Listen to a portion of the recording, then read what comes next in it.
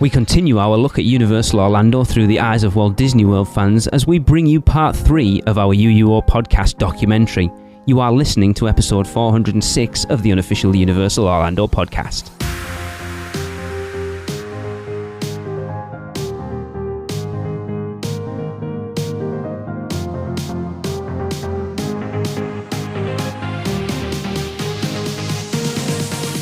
Hey everyone, welcome back. It's Lee, I'm here again. Thanks for joining us. Again, I'm going to encourage everyone, if you have not listened to episodes 404 and 405, I strongly encourage that you go and do it because this episode might not make an awful lot of sense without them.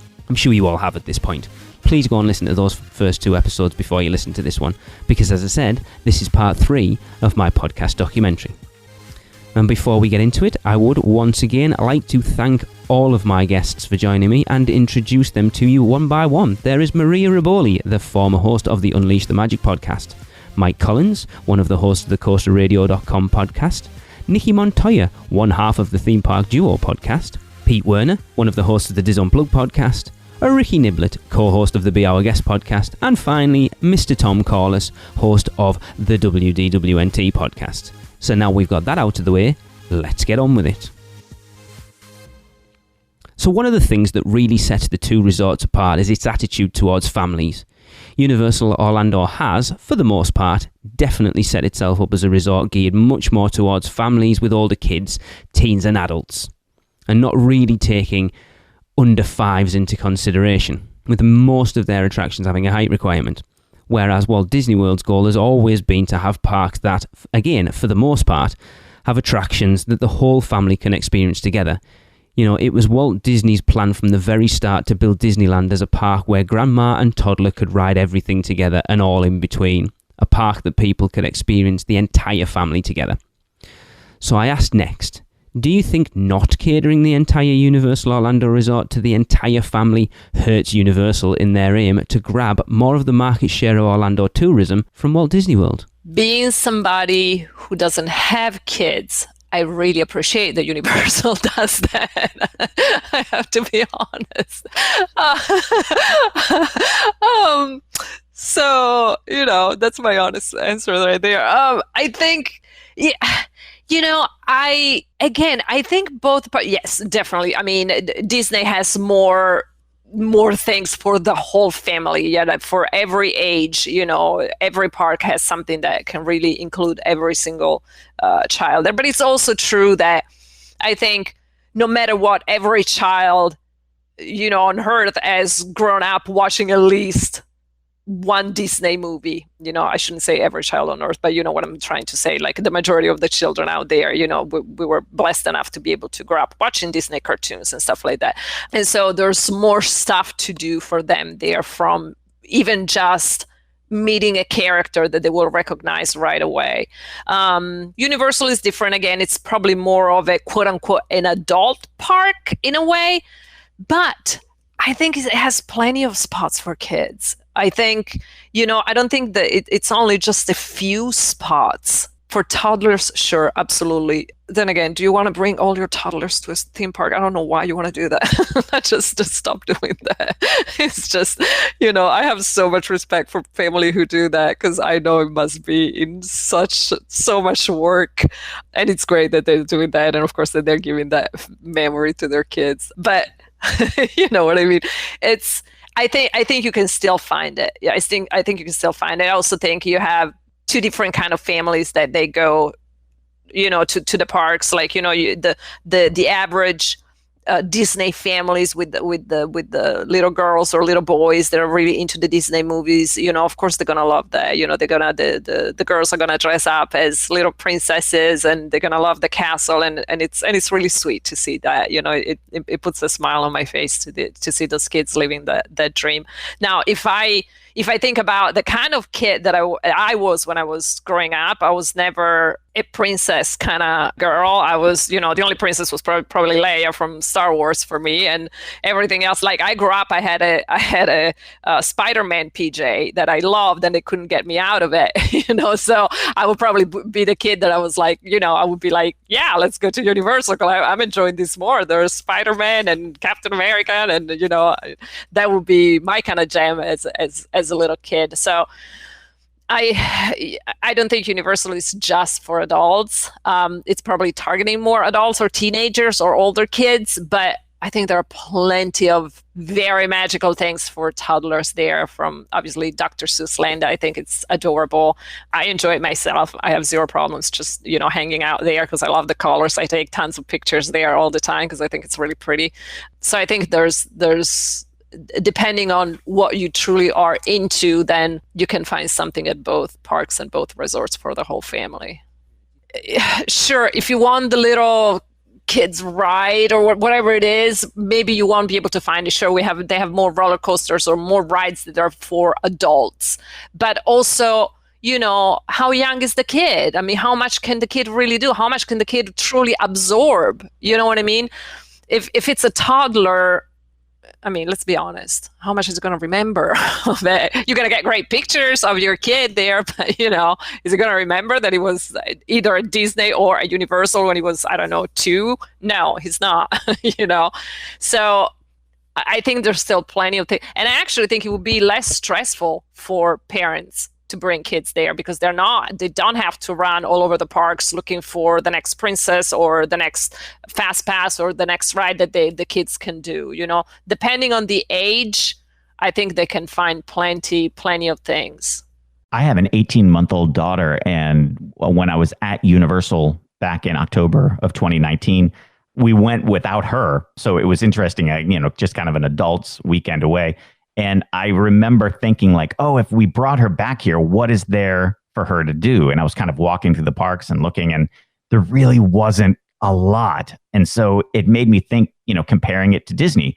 Disney is really built for, people my daughter's age and a little bit older. And so I think that does hurt Universal in terms of bringing the family crowd, especially the young families coming in. I think when those kids become teenagers, maybe even like 10, 11, 12, like even, old enough to enjoy roller coasters, I think that's when Universal gets them.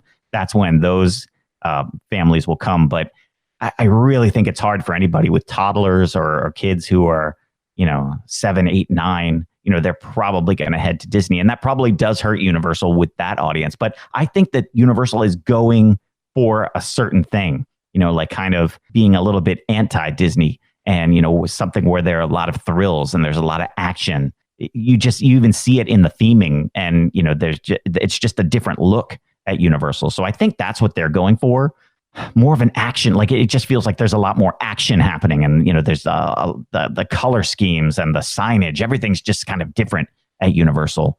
And I think that's what they're going for. I think that's why you don't see gigantic kiddie lands. I mean, there are a few things there for the little kids to do, but primarily, I think they like what they're doing right now. They like the crowds that they're gathering. But I'd be curious to see if in Epic Universe or any of these other things, if there are going to be like solid kid lands that would show a real departure from what they've done in the past. I think it definitely does, because it just lowers their market audience, because if we're going to plan a trip with our daughter, we're going to go to Walt Disney World because she's young and there's more stuff we can do with her there. And it's just more of like a all-inclusive type thing for her also. But if we were planning a trip, like leaving her with the grandparents and going off on her own, we would definitely probably lean towards Universal Orlando ourselves. So I think it just lowers the amount of people who are going to choose that park over Walt Disney World. And it's the same problem out here. Like we go to Universal Studios Hollywood with Erin, and there's nothing she can do. It's like I wouldn't even bother taking her at this age. Like when she was an infant and she was just in the stroller all day, it's, we can parent swap and it's fine. But, there's nothing to entertain her at the age she currently is at. So it's not a park we would choose right now. So I think that's the exact same thing that's happening in Florida. They have Kung Fu Panda, and she watched that, but that's literally it, because Minions has a height restriction. Even the splash pad outdoor water play area has a height restriction. So there's literally nothing she can do. Universal is never going to grab, I don't care what they do, they are never going to grab that market away from Disney.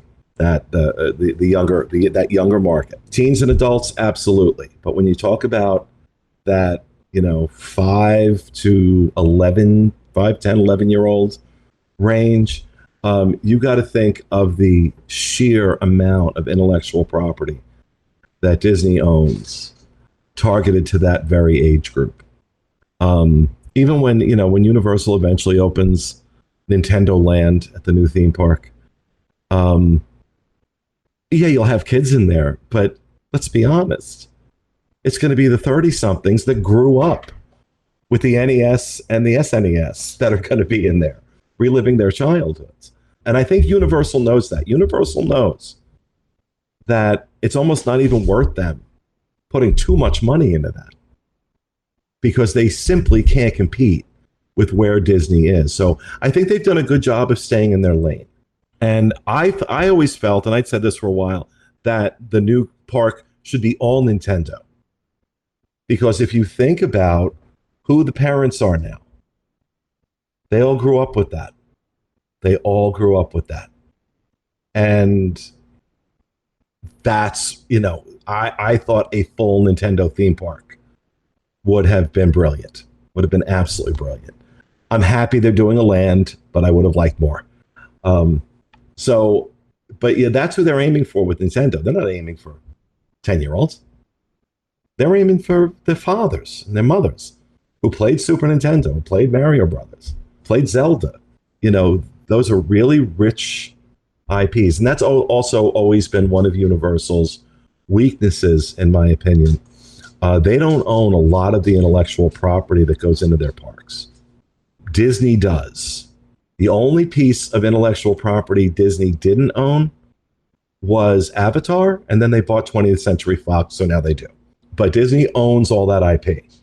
Universal is, every attraction you walk on at Universal is the result of massive amounts of negotiation with different people, okay, with different companies, with different studios. There are horror stories of what they've had to go through with Warner Brothers and Wizarding World and Diagon Alley. I remember we did a party at, we've done a couple of parties over at, we did one at Wizarding World, one at Diagon Alley, and the credentials that we created had to be approved by Universal, and we get their notes back to make changes. And then it had to be approved by Warner Brothers. And there were times that what Warner Brothers was telling us we had to do, and what Universal was telling us we had to do, were in complete odds with each other. And we're like, okay, guys, I don't know who's in charge here, so you guys fight it out amongst yourselves. But that's the case. That's the case. They've had to rely on a lot of intellectual property they don't own. So some of the attractions you've talked about that have been removed were removed because their rights to the IP expired. So that's always been a challenge for Universal. But they seem to make it work. Remember what Universal was supposed to be about, why that park opened. Remember its genesis, right? So there was actually a theme park built on the studio lot of Universal Studios Hollywood. And when you do a backstage tour there, you're actually doing a backstage tour on the actual Universal Studios lot. So it was about movies, right? It was ride the movies. That was the tagline for years. Ride the movies. Then to compete with Disney, they had to expand out beyond that. And that's what they were doing with Islands of Adventure, right? So they got the rights to some Marvel characters for Superhero Island, some comic book characters. The big get for them was the estate of Dr. Seuss, allowing that. There were horror stories about what they had to go through to get his widow to sign off on that. So Universal itself as a company has never been in the family entertainment business. Disney, from its very beginning, was nothing but that. So, it's like, in that regard, when we're talking about that market, that that family market. It's like comparing Coke to store brand cola. Coke has the history. Coke has the market, right? They built it from the very beginning. Sam's Club Cola does not. It does not have that. And I'm not saying that, Universal is the equivalent of a generic soda, because it's not at all. I wish they weren't doing Pepsi, but okay. But, all of Disney's DNA is built around that. And you just, even Legoland tries to compete with that. And at best, Legoland's been open for how long now? And it does okay. But at best, it's a afterthought, right? I mean, I do this for a living. The number of times I hear the word Legoland, I could count on both hands in the course of a year. So it's just they're not a player. So I think Universal is smart in aiming for that teen adult audience. And I think it works well for them. But again, also, Disney theme parks have been owned by the same company since the beginning. It's not the case with Universal. Universal has changed hands so many times that there hasn't been the consistency of ownership and vision that has guided Disney to guide Universal. Now, assuming Comcast stays in for the long haul, let's talk 10 years from now, when Comcast has 20 years under their belts or more. And, 10 years from now, assuming Comcast still owns them, they haven't had that consistency of leadership. And that has hurt them more than anything. More than anything else, that has hurt them. And you don't have a corporate parent looking at it as a piggy bank. You have a corporate parent that looks at it as an asset to be nurtured and invested in. Of course, to make money, but not only from that standpoint. They have a larger vision of what they want it to be, and they invest that money to do it.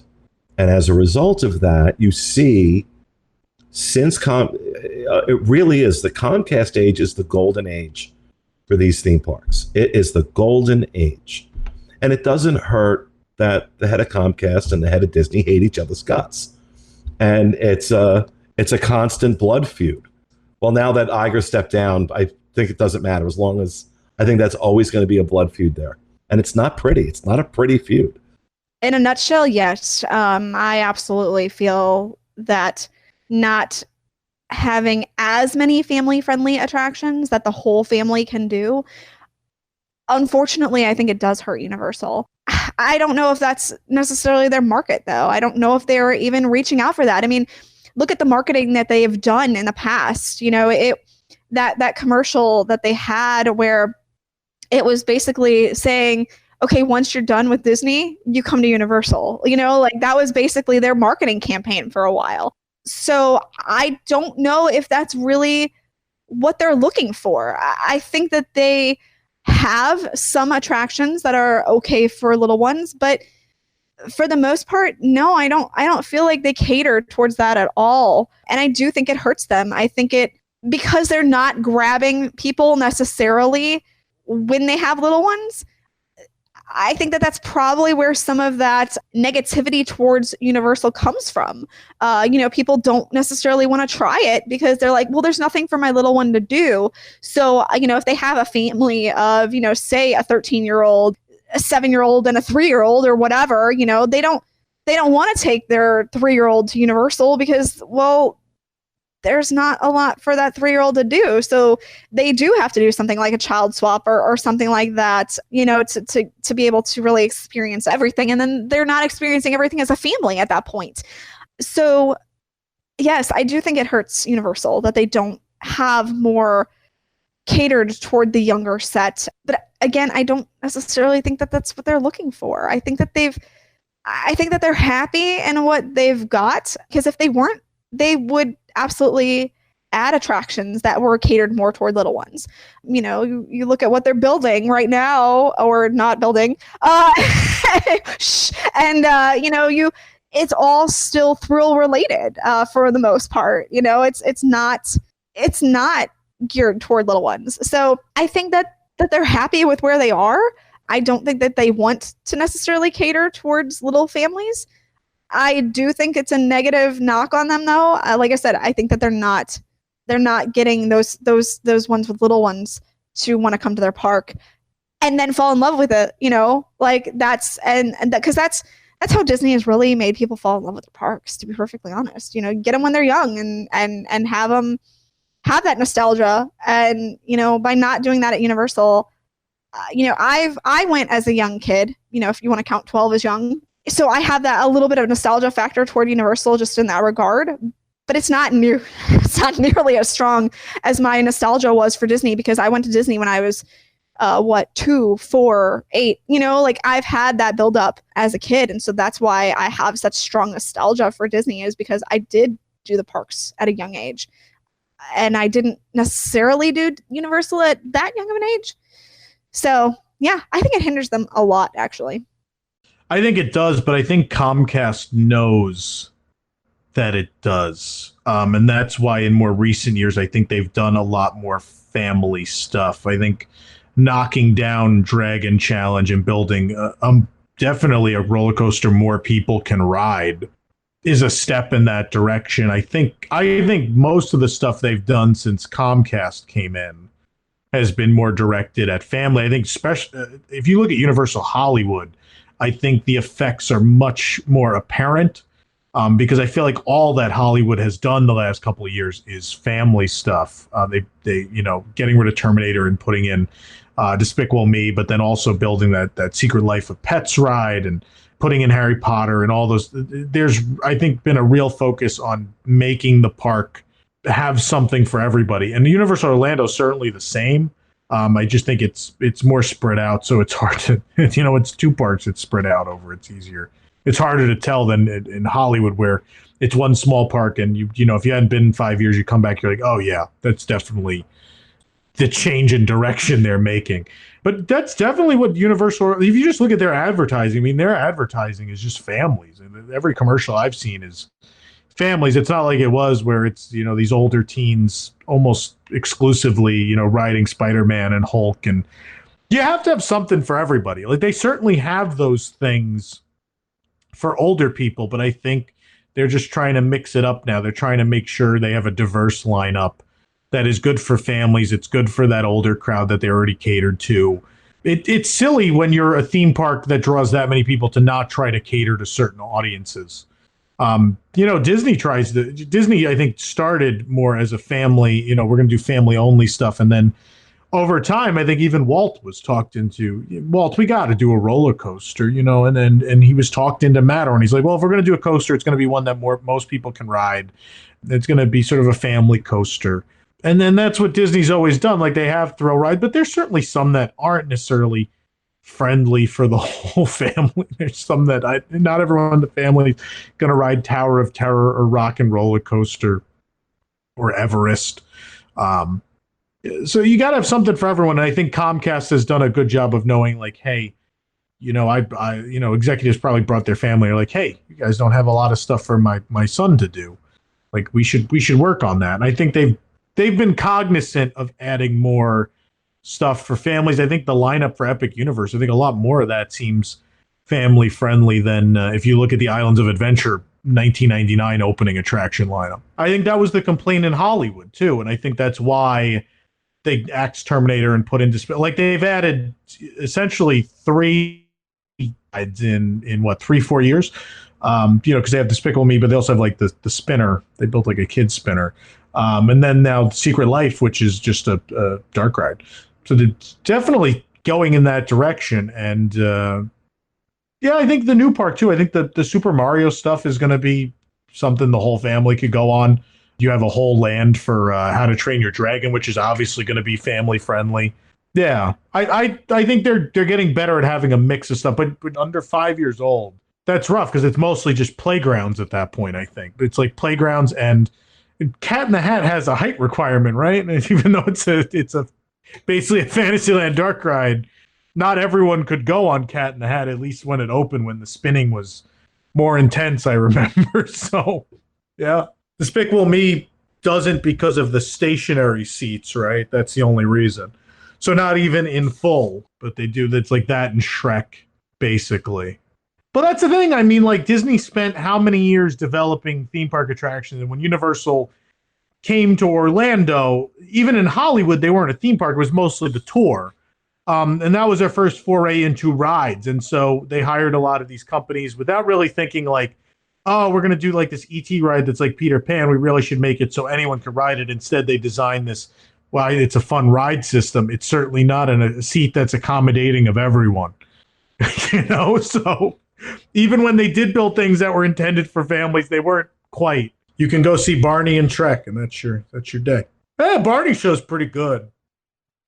I don't dislike the Barney show.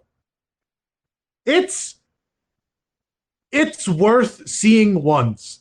There are some weird things that happen in it it was for its time, it is a well-staged theme park kids show. I think it's worth a view.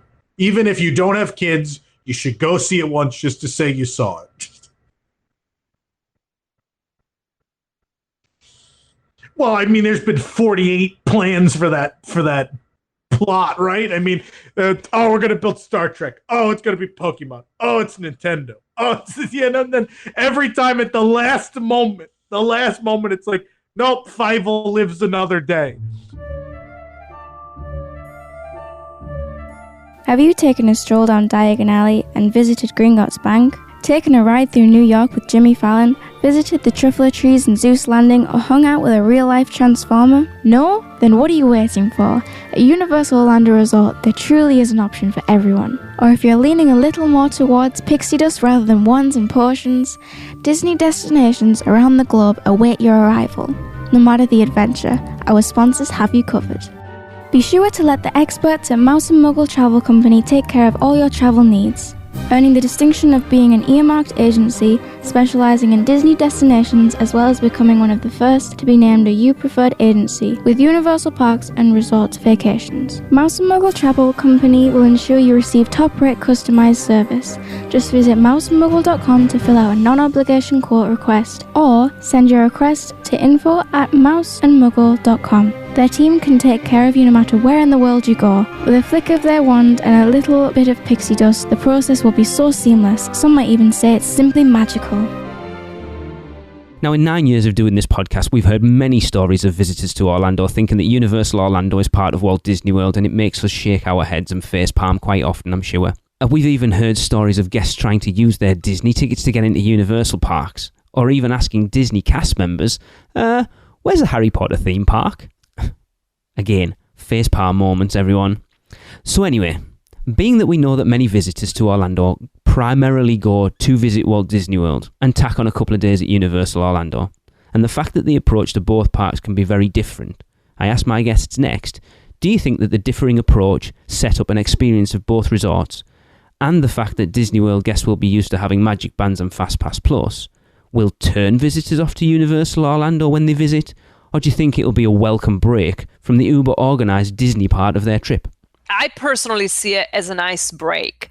And it's not even a break, but like just a different experience. Like you get something different. And that's what I want if I go to a different park. I don't want to see something that it's trying to be Disney. Same way I don't want to see something that is trying to be Universal. I want to see Universal and I want to see Disney. So I appreciate the two, what both parks have to offer. It's funny, I don't know how many times I was in a Disney park and I've seen and I've heard somebody ask a cast member, where is the Harry Potter area? And you see the cast member is like, yeah, it's not here. so it's a little bit more further down the road. And again, it's cute. Again, people that, they're organizing their own trip and it can be confusing. I understand that. But you get two very different worlds and two different kind of magic in a way. Disney is a very specific, obviously it's the Disney world in what I mean, like the actual world of the cartoons and their stories and that kind of magic. That is a very different kind of magic from Universal. Universal, you have the movies, and that's, again, personally, it's something that I love because it's what I do in life, and so I'm attracted to that. And then once again, to me, they scored the jackpot with Harry Potter, because it's, first of all, they did it beautifully. That land, it's stunning. It's still, it holds up very well. It's so well done. I know a lot of people were like, well, they recreated, they were very faithful to the books and the movies, and so it's very small. All the shops are small inside. It's hard to get around. And yes, it's true, but I actually appreciate that. I appreciate that it didn't turn into, that all of a sudden you walk into a store and it's a giant merchandise store, rows of, wands and whatever it is. I love that you get the feeling of actually being there. Again, I would never go at Christmas time, because you read me in the news, but, but again, I also have the luxury to be able to go on a September morning and on a Monday at 10 a.m. that it's literally, there's nobody there. You just walk around like it's your own park. So that's something that I appreciate that very much. So I think they're both parks are doing a great job at the end of it. Both parks are giving us something very different, and I hope they're going to continue to do that. The Nintendo park for Universal, I'm pretty sure it's going to be something that won't appeal to everybody, because it can be, a little different. But on the other side, I think it's actually going to attract a lot of new audience. We're looking at, we live right now in an age where, all the kids are glued to video games, and the parents grew up with those kinds of video games, with Super Mario and everything. So I think we're going to see a new audience coming in because of that park. And then, of course, probably experiencing also Universal and Islands of Adventure. Again, I appreciate that try to be better than the other park, because we benefit from it. When Universal did Harry Potter, then we had Pandora for Disney. And, Pandora, for example, it's at Animal Kingdom. I think visually it's really beautiful. I was never really into the movie, so I didn't care for it. It wasn't one of those lands that I was like, I have to go see Pandora. No, I mean, when I got there, I was like, okay, I'm going to go see it. And it was really nice. And again, I think it's beautiful, and it's beautiful. All the lights, I ran through it with a Run Disney race that I thought it was really beautiful. It took me forever to get on Flight of Passage, so that I don't appreciate. But again, I think that was coming from, okay, they did Harry Potter, we have to do something else, and they came with this. And then, of course, they had Galaxy Edge, and I mean, we know that was a major hit for them, obviously, with all the Star Wars fans and everything. So that's, they changed the way a theme park experience is. So for me, Galaxy Edge now, it's where theme parks are heading. And I would love to see that into Universal even more, even in the Harry Potter land and all that. So I'm just excited about it. As a fan of theme parks, of just somebody who enjoys both theme parks, I see the good and the bad in both, and I appreciate everything that they do, because I'm like, okay, you're giving me something more. And I'm trying to to take advantage of whatever they're throwing my way, obviously. But I'm excited to see what the future brings. And I know it's probably going to be a very different future that what we thought was going to be just a couple of months ago. Things are going to change, and are going to change in a way that we can't even imagine right now. So we're going to see what they bring. But, I felt like Universal and Islands of Adventure was one of my first loves when I came to Orlando, and it still holds a very nice spot in my heart. So I'm excited to go back whenever they'll reopen. One of the things that I like most about the Disneyland Resort is that once you're there, you can walk everywhere. You can walk between the two parks if you wanted.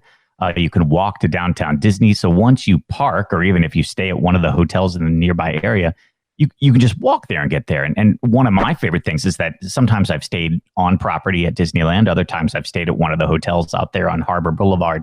And I like it that in the middle of the day, I could leave the park and be back at my hotel, whether it's a Disney one or whether it's an outside one, in 10 minutes. And maybe, just take a break, have a drink, relax, and then go back in for the nighttime.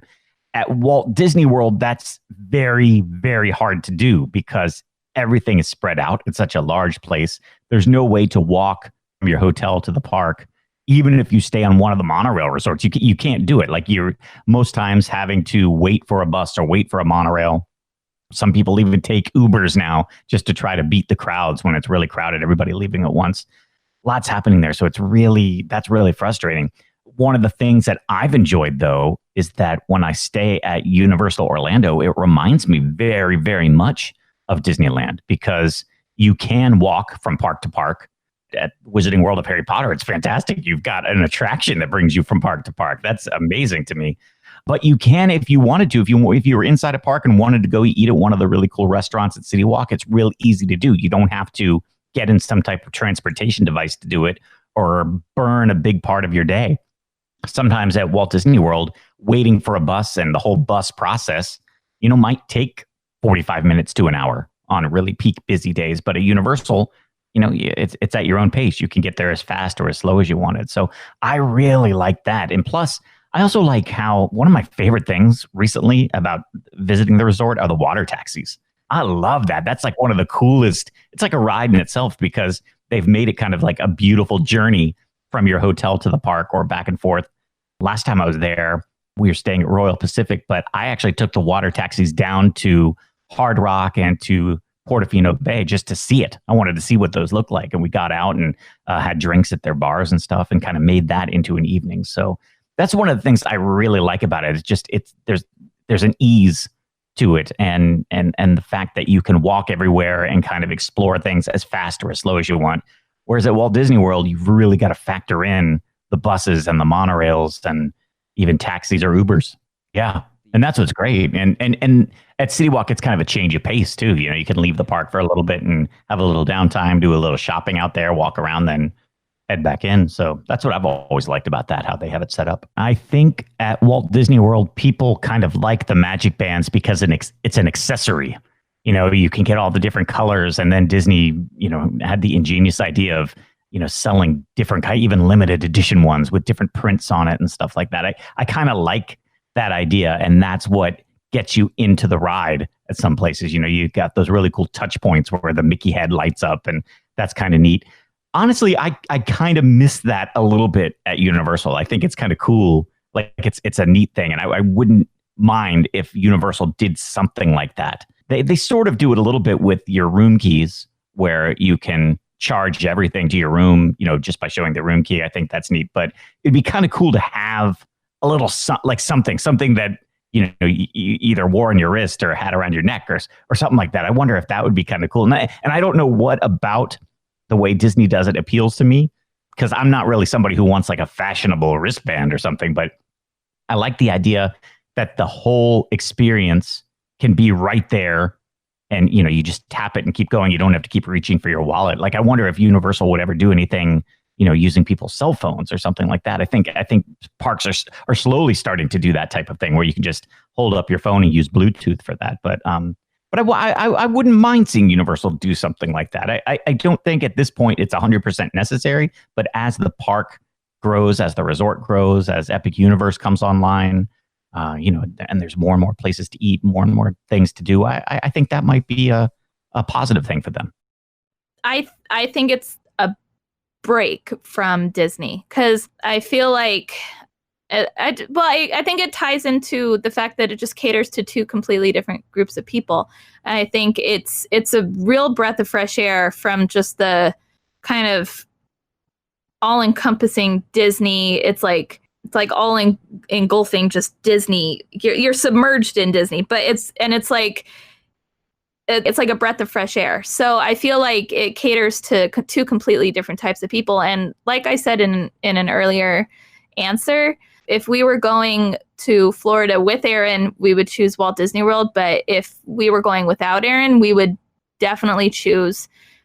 It would be almost the reverse. If we were going with Aaron, we would choose Walt Disney World for our main vacation and tack on a few days. But if we were going without Aaron, we would go to Universal Orlando and then tack on a few days of Walt Disney World. It's a hard question for me because we're so engulfed in the theme park world that we know all the ins and outs. We know everything you do over here and we know everything you do over there. But for the more, not to be harsh, but for the more naive theme park goer, it might be a little bit jarring to go from one to the other. And I think that's part of the responsibility of the parks to really make it clear and to explain their system. And I don't think that's something that Walt Disney World or Disneyland does very well, is explain their system. They just assume people will figure it out on their own and do the research, which isn't the case a lot. So once again, tying back into something else that I said, I think that the ease of the Express Pass and just kind of the more simplistic way that Universal Orlando runs their parks would be a breath of fresh air to the average theme park goer. I think if we're talking about the crowd that books a room at the All-Star and wants a view of the castle, I don't think there's any amount of educating we're going to do that's going to explain some of these differences. And that's a thing. I'm not kidding. That's a thing. I want to stay at the All-Stars. What room do I request to get a view of the castle? But I think at this point, especially because of the web, the internet, I think the majority of guests are educated to enough to the point where they know now that they're two different entities. And what I hear now, that Disney fans have, more so than in the past, embraced the idea of Universal. It is the ease of it all. You don't have to change buses 6 times to get somewhere. It is very accessible in that it's more compact a space. You're not often dealing with the same level of crowds that you will see at most of the Disney theme parks. Not that Universal parks don't get crowded, but Magic Kingdom is still, all 4 Disney theme parks are still the top 4 theme parks in terms of attendance in the world. So Universal is usually a little further down on the list. So if you want the ease and convenience of not having to plan 6 months out, if you want the ease and convenience of being able to get around fairly quickly without a lot of drama, if you're looking for lower crowds and generally smaller lines, you can still go to Universal on off season. There's still an off season for Universal. There's no off season for Disney. I remember back in the days when you could, in January, you could fire a cannon down the middle of Main Street and not hit anybody. That's not the case anymore. It's always packed. Universal still has their seasons, and it's not, you can go, there are times you can go to Universal and the weather's great, like January. Weather's great, crowds aren't crazy. We talk about the how awesome it is to have Express Pass when either you buy it in the park or you get it through your hotel room. But there are times of the year where you don't need it, where the wait time for attractions is 10 or 15 minutes. That's very appealing. So I think Disney fans, that's part of what is attracting more Disney fans to Universal, is that, we still want our Disney experience. But more and more people are like, oh my God, it's so crowded. And, the line for this ride is 3.5 hours. And I wish I was joking, but I'm not. I mean, there are attractions at Disney World where the line routinely can be 3 hours long if you don't have a fast pass, and fast passes for them are almost impossible to get. I recommend, if you're going to split stay Disney and Universal, do Universal last. Do Disney first. A more relaxing experience if you're looking to decompress. Yeah, so I think those are some of the things that work in Universal's favor, in addition to adding the Harry Potter IP into those parks. Made it a lot. I remember when that got announced, people who swore they would never step foot on Universal property were all of a sudden saying, okay, well, maybe I'll check it out. And it's really worked in their favor. But because I've done it where, we've been doing something at Disney and then for a few days, and then we switch over and we're doing something at Universal. I've never thought, oh, I wish I had my Magic Band. I'm not a huge fan of the whole My Disney Experience thing. It's a technology that doesn't always work great. I think they should go back to the old FastPass system personally, but I think Universal's Express system works brilliantly for what it is. And Disney could never implement that. It's just too many resorts, too many people. They could never implement that in a reasonable way. So no, I don't know that people miss any of that stuff. Or at least it's not something I've heard and not something I've ever experienced. I think that it really kind of depends on the person, to be perfectly honest.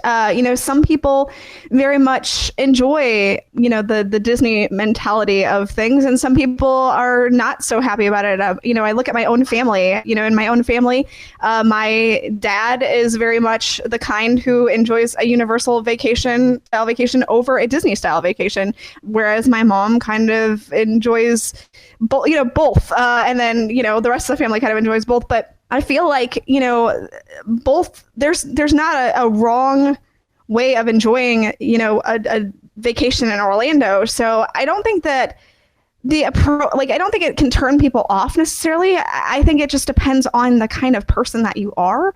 Yes, for some people, it will definitely be a bit of a shock in a way, because it is so very different than Walt Disney World vacation. Visiting Universal is definitely a different experience overall. But I don't think either is bad. It just kind of depends on the kind of person that you are, I feel like. I think it depends. I think it really depends. Again, like we said before, the experience of sometimes it's easy with Disney because even if you didn't get the things you wanted, you have reservations for something. And if you're not staying on property at Universal and have Express, sometimes that's a pain too. So I don't know. I think the thing we miss as fans and as people who go regularly, like even beyond us, there is certainly a subset of people that wherever they travel, they meticulously plan, or they at least do a base amount of research so they know what they're getting into when they go to, I'm talking about like when they go anywhere. Like if they go to Seattle, Washington, they at least know what's in Seattle, Washington before they show up. There is a giant amount of people in this world who show up in Orlando and have no idea, other than that there's a park with a castle. They have no idea what anything is. They don't know where Harry Potter is. They don't know that Disney has more than one park. They have no idea. They show up and they're like amazed that there's 3 other parks. They're like, I just thought there was the one with the castle. I didn't know there was other things. And then obviously those people are also going to be shocked that there are other theme parks in Orlando not operated by the Walt Disney Company.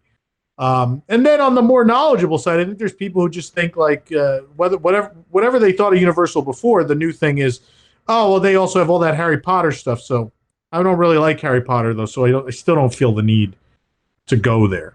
And I think that's been Universal's problem, is I think most anything they've done that wasn't Harry Potter just doesn't get a lot of press or notoriety, sometimes deservedly, like Fast and the Furious, where you took what is one of your only franchise that you own, that you make 800 movies and they still make tons of money. So obviously people love your franchise, but you made a ride that so few people like that it didn't have any impact. When if you had built something of quality for Fast and the Furious, I think you would have something that some people in the outside world would be knowledgeable of and maybe even buy a ticket to see, because it's a franchise that people know and understand and like.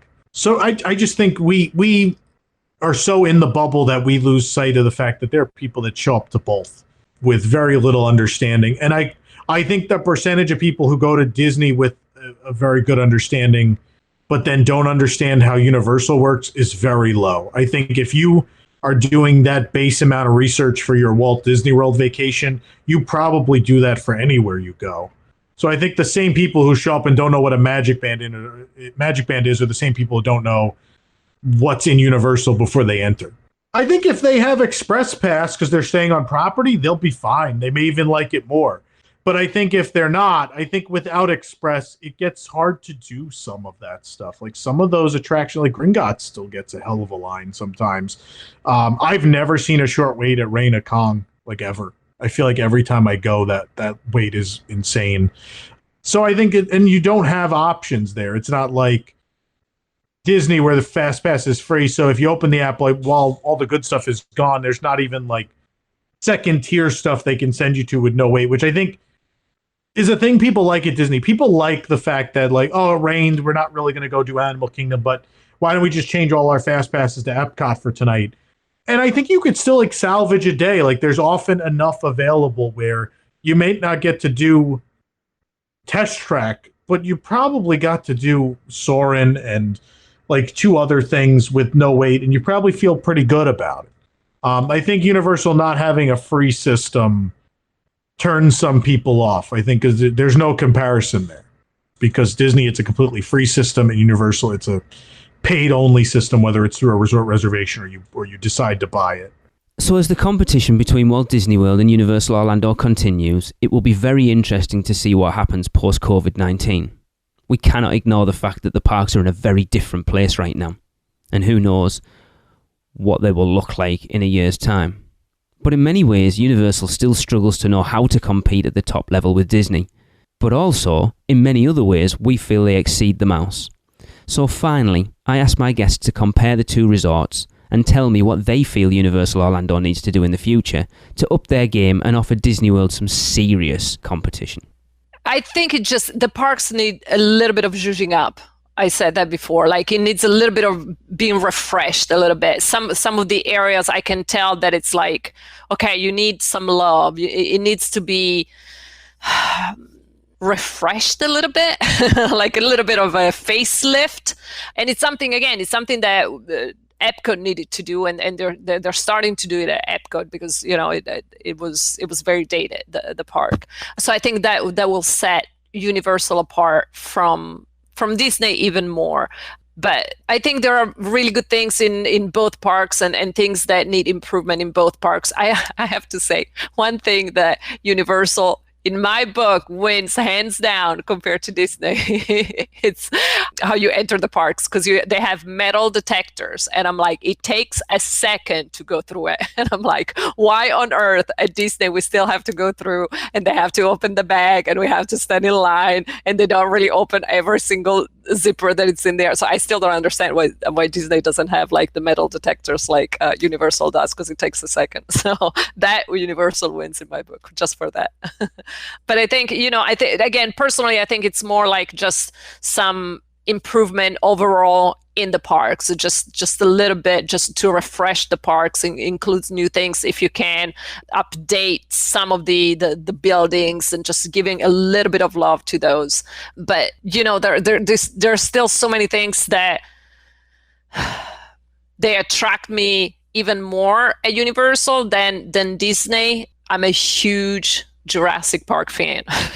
And when I say Jurassic Park, it's the original one, because there's only one for me in my book. It's one of those movies that if it's on TV 3 days in a row, I will watch it 3 days in a row. I dragged my boyfriend to watch 25 years or something, when they put it back in the movie theater. So I was there and I went to the movie theater again. And I love that era, and I still love the ride. And even though I scream like bloody murder every time there's that drop, but I do it. So there are still a lot of things at Universal. I think they're a lot of fun. I just want to see a little bit of improvement overall in the park, or just taking care of the park a little bit, just a little bit of improvement. But other than that, I think they're doing great. And I love that they're different, and I love that it's its own identity, and they still have me as a fan. So I think both resorts are fantastic, and both have their positives and both have negatives. But if somebody was lucky enough to visit both on an Orlando vacation, they're going to have a great, great time, because, Walt Disney World for so long has just been a part of the consciousness, not only of Americans, but of people worldwide. And like I said at the beginning, it all goes back to Disneyland, and that just got into people's consciousness, and to have one on the West Coast and also a version of it on the East Coast is great. So no matter where you are in the country or the world, you can get to it, fairly easily. So that's great. I like Universal though too, because it's fun to be alive at a time where you can see the park growing. I mean, none of us got to be there. I mean, some of us did, of course, but to see Disneyland grow and to what it's become today, and then Walt Disney World. But it's fun to watch Universal Studios grow from that park that I visited when I was in high school back in 1991, and just see it, just continue to evolve and grow and become something, gigantic, and to be a major player. Not only on the East Coast, but also on the West Coast too, with Universal Studios Hollywood, like that, of course, being a real working studio out there, but a lot of the same great attractions that are in Florida are also there. I think for Universal to continue to compete, they have to continue to innovate with their ride systems, which they've been doing. I mean, it's always funny. I always like looking at social media and watching the debates about what is the best ride in Orlando currently. And it's gone back and forth for years and years. Like for the longest times, it was the Amazing Adventures of Spider-Man at Islands of Adventure. And then you would hear about the Indiana Jones Adventure, that being a big one. Now we're talking about Rise of the Resistance at Hollywood Studios. I like it going back and forth. And then you hear what's coming up on the horizon. It's fun to see the patents that Universal is filing, and Disney as well. And then you start to wonder, what are they going to do with Epic Universe? Is that kind of the next generation? Like I remember I was talking about going to Islands of Adventure in 1999 and seeing all of those new technologies, and they had never been used in a theme park that way before. Is the same thing going to happen with Epic Universe? Are they developing things right now and getting ready to implement them that we have no idea about? Are they going to blow us away when that park opens?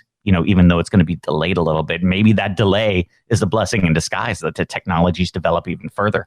Who knows? That's what I think. But I think Universal and their creative department has the right idea of basically taking storytelling, but blending it with the latest technologies to kind of blow people's mind. I feel like it's so hard to compare them because they're just two different beasts. Like Walt Disney World, it's hard to compare Walt Disney World to anything really, but I would say just trying, it's like Walt Disney World, it's like it literally is its own world. Like you go there and you're fully encompassed, and the outside world doesn't exist anymore. It's like you're just in it, from the resort you're staying in to your transportation, everything, you're in it. And I feel like if Universal wants to try to compete with that they need to kind of just make it more of a submersion into Universal, so and I think that their new park, I feel like that will help this also, just make it feel more like not something that you can just do over a weekend, it needs to feel more like something that you need to take your time and, do over, even over the span of a week, make it your whole trip. And I feel like that's what Universal needs to do if they want to try to compete with Disney more. And I also feel like they need more things like what they did with Harry Potter, just like the full immersion, just hitting that nostalgia factor, with their IP that they're using. And I feel like they can do that with their new park. And I feel like that'll help a lot. Well, first, they are a competitor to Disney. Make no mistake about it. The laughter that used to happen in Disney executive offices about Universal no longer takes place. Okay? Universal has shown themselves to be fierce competitors and real players in this game. You never underestimate anyone willing to spend the kind of money that Comcast is willing to spend on this. You never, ever make that mistake. Disney learned that with Harry Potter. They learned that because they thought, so what? Big deal. They were, after it opens, they were not saying that. Okay? I think what Universal needs to do is continue doing what they're doing. And if possible, do it more. Invest more. Put more into it. But I don't know if that, is financially feasible because look at what they're doing. Look at the parks they're building. Look at the expansions they're doing. So they're playing a long game. They're playing a long game. And I think, I want to see what the impact is. It's not every day a new theme park opens in this town. That'll be the next one, their third gate, Epic Universe, which, my God, Could they have come up with a worse name for a theme park? It's absolutely atrocious. But think about the last time Universal opened a theme park, really, Islands of Adventure. Think about where the company was at that point. It was struggling. It was still struggling. The service wasn't that great. The food certainly wasn't good. But, you know, a lot of people got exposed to Universal because of that, because of Islands of Adventure, and they found it wanting. That's not going to be the case when Epic Universe opens, because now you have a company that is firing on all cylinders. You've got incredible team. Their team members are well trained, invested, well taken care of. And when they open this new theme park, scores of people are going to be exposed to that. And that's the impression they're going to be left with. And that's why Universal has been cutting in to Disney's market share, because they've improved so much that people go and they experience it and they're like, hey, this is actually pretty good. And they want to come back. And then maybe they're cutting days off of their Disney trip and adding them on. You know, where it used to be, you know, Disney wanted to create that wall where once you got onto Disney property, you never left. That's the reason we have Magical Express. That's the reason they price their tickets. You know, you think, you know, a 4-day ticket may cost you $300-$400. That 5th day is only going to cost you another $20 or $30, right? Why is that? Because you're going to be at Disney and you're going to be saying, okay, well, if I add another day, it's only $30 here. But if I go up to Universal, it's going to cost me $100. So I'm just going to stay here. Disney was brilliant with that. That's exactly why it's set up that way, to keep people from going to Universal. But as Universal is up their game, that strategy has worked less and less. And you have people now, because of the quality of the IP, the quality of the experience, you have people that are willing to spend the money and go to Universal, where it would be cheaper for them to spend those days on their tickets at Walt Disney World. Believe me, the hotels at Universal, in terms of at least the 3 big ones, are not cheaper than Disney. Now, when you start getting into Cabana Bay and places like that, they are very reasonable in their price points. But you're not getting Express Pass with that. You're not getting Express Pass with that. To get that perk, you got to spend the money, and oftentimes, Royal Pacific, Hard Rock, or Portofino is going to be as expensive, if not more so, than staying at a deluxe Disney resort. So they just, in my opinion, they just need to keep doing what they're doing. And when Epic Universe opens, I think, again, the way Harry Potter, or in particular Diagon Alley, I think, because that's when Comcast was kind of established, and the service level had gone up and had become much, much better. So you had a lot of people going to see that and saying, wow, this is actually really nice. And we started seeing more split stays, more people talking about split stays, and even more people talking about, hey, I think I'm going to skip Disney this year and go to Universal.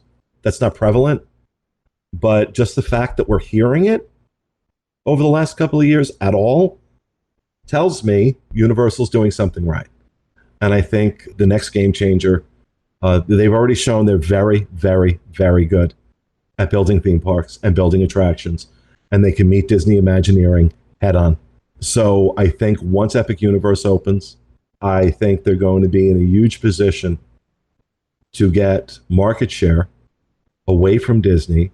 And again, based on what happens with COVID-19, I don't know how much or how willing Disney's going to be to respond to that. It depends, right now, in this circumstance that we're in right now, Disney is losing $30 million a day. Their all production on films is shut down. All production on TV shows are shut down. There are no sports events happening for ESPN to capitalize on. Every single Disney theme park and cruise ship in the world is not operating right now. There is very little. The only bright shining thing they have in their portfolio right now really is Disney Plus. Like I said, Universal not in the same position. Their movie studios may be hurt and their television shows may be hurt, but Comcast makes most of its money from cable. And that certainly isn't hurting anybody right now. That's not hurting at all. So I think you may see a perfect storm happen for Comcast in that they'll be in a much better financial position to move forward with Epic Universe, where Disney's going to have to scale back. We know for a fact Disney's going to be scaling back on a number of construction projects. Anything that hasn't already begun is not going to happen. So a lot of the things they've announced are going to get pulled. But I think Universal may be in a better financial position to move forward. And you combine those two things, Disney not able or willing to respond, and Universal able to finance the things they need to do to grow and expand their parks, could create a perfect storm, and who knows what happens then. So I don't think it's fair to say that Universal will never compete on the level that Disney does. I don't think we can say that right now. I think that it's going to take a lot.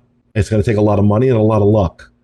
But I think they are fierce competitors, and I think they're well run. And like I said, from the standpoint of somebody who's been following this now for 23 years, while I hate the situation we're in as a country, as for the world, dealing with a pandemic, the part of me that follows the business side of this is absolutely fascinated by what's going on.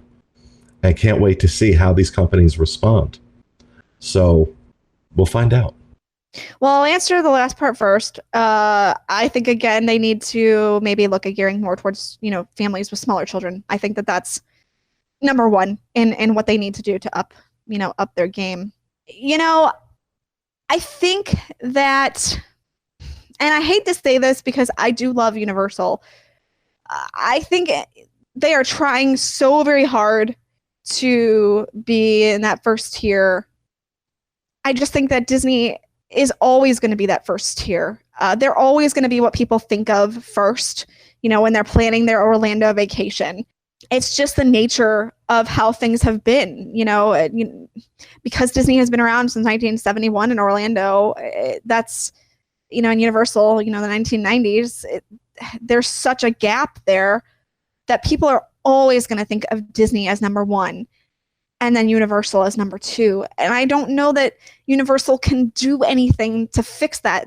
It's just kind of the spot they're stuck in because they were second, because they weren't around since the 70s, because they don't have that nostalgia factor. People weren't always thinking, hey, I'm going to plan that Universal trip. They always think, I'm going to plan that Disney trip. And because people think that Disney and Universal are the same thing, they think Universal is part of that. So, that's part of the problem is Disney has become so ingrained in people and their mentality of what Orlando is. I don't know that Universal can ever be on the same footing as Disney is. And that's not necessarily a bad thing. It's just, I don't think that they can ever become that. They're always going to be their own entity. They're always going to be their own thing. And I think that works well for them. I appreciate what they do as a park. I appreciate what Disney does as a park. They are two very separate things that people don't realize are two very separate things. So, which, how many people think that the Wizarding World of Harry Potter is in Disney, in Walt Disney World? You get so many people who ask cast members at Disney, where's the Harry Potter theme park? And they have to go, it's not here. It's at Universal. It's at another park. And then they, think, okay, well, can I use my park hopper ticket to go there? Well, no, you can't use your Disney ticket to go to Universal. You have to buy another ticket to get there. So they're both meshed and ingrained in each other in a weird way. And I think, unfortunately, Universal is always going to be number two because of that. Just plain and simple. I don't think that there's anything Universal can do, even with a third park, even with all the resorts that they build, with everything, because Disney is so ingrained in America as Orlando. It's just not going to happen. I think to compete, they have to continue to do things at a consistent quality. And I think that's been their biggest challenge over the last 10 years. I think they have done some things that absolutely have challenged the status quo, whether it was the first Potterland or Diagon or Hagrid's. But if you notice in all those things I mentioned, they're all based on one franchise. So I think people would like to see that amount of quality and money go into things that aren't Harry Potter. And I think that's why people are excited about Nintendo, because it's another company that would hold them accountable in the same way Rowling did for that quality. I think the Nintendo Land could be absolutely fantastic. The Mario Kart ride could be really wonderful. I think we get afraid for the other lands in that park where Universal is completely in charge and may not put the money there. But if they did everything at the quality of Hagrid's, which the only negative thing I could say about Hagrid's, other than it doesn't work, but they'll figure it out, is the animatronics. But I mean, they've always had problems building amazing animatronics. But if you could build things that fun and that well received on a consistent basis, like, then you can really compete. So if they build an entire new park at that quality, then there's some serious competition. Absolutely. I think if you build a park that the entire world is talking about, and I'm not saying the results are going to be immediate, because they're not, but if you build something of that quality, word of mouth over time will be strong. A Disney example would be Tokyo Disney Sea. You built likely what is the best theme park in the world. And it's taken 15 to 20 years for the world to, in total, understand that. But now we're at the point where 10% of all tourists to the country of Japan go to the Tokyo Disney Resort. 10% of all people that visit a country, not a state or a prefecture or whatever you want to say, a region, but 10% of all people who visit the country go there because of that word of mouth that is built over 10, 15, 20 years. So you're not going to open a new park at that quality level and immediately be at the same level as Disney. But if you keep up with that quality and the word of mouth continues to build over so many years, you will see those attendance numbers. I mean, Tokyo's numbers are almost beating Florida at this point, pre-pandemic, obviously, but they were on pace to top the Orlando parks. So I think that speaks for quality. Walt Disney said quality will out, and that's true for any business. That is not exclusive to Disney. It's true of this industry in total. If you continue to do work at the highest level you can, and Universal's proven sometimes when they want to, they can do it. You can certainly compete, and maybe even 30 years from now, anything could happen. They could be at the same attendance level, but you'd have to outspend Disney. You've got to top them. And I don't know if consistently Universal Creative is convinced they want to do that. I don't know if they're consistently convinced that every big attraction they build needs the budget of Hagrid or Forbidden Journey. I think that's a mistake, because I think if you want to make more money and you want to compete, I think that's the way to go. Well, everyone, that is going to bring this 3-part podcast documentary to an end. I hope you've enjoyed listening to it just as much as I enjoyed putting it together. So I suppose I need to wrap this thing up now, taking everyone's viewpoints into consideration. It's made me open my eyes a little bit to Universal Orlando and look at it from a different perspective. As someone who's been podcasting about it for 9 years, it's difficult to be unbiased sometimes, especially as I am much more of a Universal fan than I am a Disney fan. That doesn't mean I don't want to go to Disney. That doesn't mean I'm not going to enjoy it. But Universal speaks to me much more as a person. So speaking to my guests, I've come to the conclusion that both resorts have a symbiotic relationship and that they need each other to succeed. I've always looked at them as very separate resorts, but after working on this documentary, I've concluded that they work together to make an Orlando trip a much more varied and mixed vacation. And rather than choosing one or the other, I've kind of realised, choose both. Mix it up. The change of pace helps both resorts, and the fact that Universal Orlando is not trying to be Walt Disney World is a good thing. It allows them to stand on their own and be a different experience than a Disney World trip, but they still manage to maintain a very high standard of amenities, comfort and overall guest experience that we've commented on the show so many times about. And it seems to be at a slightly cheaper price overall. Now, whether they'll capitalise on that by boosting ticket prices, or whether they'll be conscious of not trying to price themselves out of the market, that remains to be seen. The fact that there is competition between the two resorts keeps both of them on the toes and producing great attractions for us to experience. Now, we are the ones that benefit in the end, let's be honest. Without the Wizarding World of Harry Potter Hogsmeade, you don't get the world of Avatar at Animal Kingdom. Without Diagon Alley, you don't get Star Wars Galaxy's Edge. Without Star Wars Galaxy's Edge, you don't get Epic Universe. So we are the ones that win as long as you're prepared to be open to both. Now, it appears that one of the main features of Universal Orlando, where they definitely excel over Disney, is in their hotels. And it seems that that's because of the Lowe's hotel chain partner. They've got a wealth of experience in the hotel industry, and I will agree, having stayed at 3 of the on-site hotels, they are fantastic. If you're staying at an Express Pass hotel, that is worth its weight in gold alone. But also, playing devil's advocate, if you're not driving, it makes it a better experience staying on-site at Universal. One of the things I disagree with that Universal do at their on-site hotels is charge for parking. And it's one of the things that's really put me off staying there on previous trips with the kids, because we've always had a car and that parking fee can rack up. But if you've Ubered or taxied and are just staying at the Universal Orlando Resort without a car, like we did for the Weekender in October last year, then they're a fantastic and reasonably priced hotel with great amenities.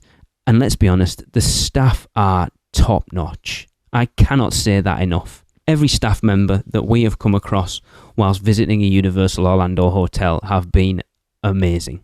So now, looking forward, Universal seem to be embracing their more adult theme park experience. You know, you only have to look at the Jurassic Park coaster being built in Islands of Adventure right now to know that they don't appear to be looking at the rounded family experience. Now, whether that changes with Epic Universe remains to be seen. I think it will, but I still don't think it will be a family park. But of course, we don't know, and we can't wait to see how it pans out. And of course, visit when it opens, whether that be 2023 or 2024 at this point. But we'll be there. Now, as far as history, they may not have the built-in nostalgia that Walt Disney World has, but the major properties they have and will be adding to their parks in the future will bring a different kind of nostalgia, I've figured out. You know, with the introduction of the Wizarding World of Harry Potter, they capitalised on a fan base that grew up with those books and movies. Those people, who are now adults, are passing it down to their kids, and I believe the Harry Potter franchise will be like a Lord of the Rings. It will be an evergreen franchise that people will be passing down from generation to generation for those kids to read those books. And then looking forward to the addition of Super Nintendo World at many of its parks, and especially at Epic Universe, I think that will bring an even different level of nostalgia for the adults that grew up playing Super Mario and Donkey Kong. But again, it still seems to be aiming more at the adults of yesteryear that grew up with Nintendo rather than the kids that are playing Nintendo now. But that doesn't mean the kids aren't going to enjoy it. So overall, Universal appear to be heading in the right direction. They are doing some amazing things. And it seems like they've learned from the mistakes they've made over the past 5 years by putting too many screen-based attractions in, and it looks like they're stepping away from that. And that's good, because they're learning. They are still learning.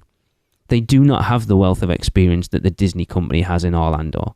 And Universal Orlando Resort has become a must-visit location in Orlando for many people now, as we know from doing the podcast. A lot of our listeners are Universal fans over Disney fans. It's Universal first, then Disney. So, really, what we need to do, and we're excited to see it, is to see what the next 10 years bring, especially coming out of COVID-19. Can Universal use this to their advantage, to step above Disney? Or will they always be in Disney's shadow? It's going to be interesting to see. But suffice it to say, we will be here, we will be reporting about it, we will continue on, and as I said previously, the only ones that win are us. We get to ride fantastic experiences in some of the IPs that we love. Who doesn't want that? The only thing that doesn't love that is my wallet. So anyway, wrapping up, I think both resorts need to be there for each other. The competition is good, and exciting times are ahead. So thank you everyone for listening. That's going to wrap up our look at Universal Orlando from a Walt Disney World fan's point of view. I hope you've enjoyed it. I've really enjoyed putting this together. I have reached out and connected with people who I've never spoken to before, and it's been awesome. So speaking of those people, I want to say a huge thank you to all 6 of them for taking the time to come and speak to me. And again, I want to encourage you all to go and check them out. So My guests were Maria Riboli, who of course was the former host of the Unleash the Magic podcast, which unfortunately is not around anymore, and it's such a shame. She can be found on Instagram at Maria Riboli Photography. CoasterRadio.com. Go and check Mike out at Coaster Radio. 15 years they've been podcasting, the original theme park podcast. Those guys are a lot of fun. Nikki Montoya, our good buddies over at the Theme Park Duo podcast. Go and check Gabe and Nikki out. They are like the US version of Tracy and myself. Of course, one of the granddads of Disney podcasts, Pete Werner at the DisUnplugged podcast. Rikki Niblett, who's someone I never spoke to before, but Rikki was awesome. Go and check her out at the Be Our Guest podcast. They put 3 podcasts out a week. And then finally, the enigma that is Tom Corless. You can go and listen to him on the WDWNT podcast, and they have a lot of stuff going on. And again, all 5 of those podcasts can be found wherever you listen to the Unofficial Universal Orlando podcast. Go and check them out. Let them know what you thought of their appearance on the show. I'm sure they'd appreciate hearing that you enjoyed it. I hope you've enjoyed this different look at Universal Orlando. And as Universal Orlando fans, I hope, like it has for me, it's made you look at the resort just a little bit differently. So that's going to wrap up this 3-part podcast documentary. So for Maria, Mike, Nikki, Pete, Rikki and Tom, I have been Lee. This has been the Unofficial Universal Orlando podcast, and we'll see you next week. Guess that wraps things up for another Unofficial Universal Orlando podcast. You guys did all right. Follow us on Facebook, Instagram, Twitter, YouTube, and Pinterest, keyword UUO Podcast. Listen and subscribe to us on Apple Podcasts, Spotify, Google Podcasts, Stitcher, or anywhere podcasts are found. You can find our blog at uuopodcast.com. Send us your spews, which Lou gets your poo recordings, questions, or comments to podcast@uuopodcast.com. Check out our friends the Theme Park Duo and our awesome sponsors Mouse and Muggle Travel Company. So, until next time, don't give up your day job, say cheese, and see you later.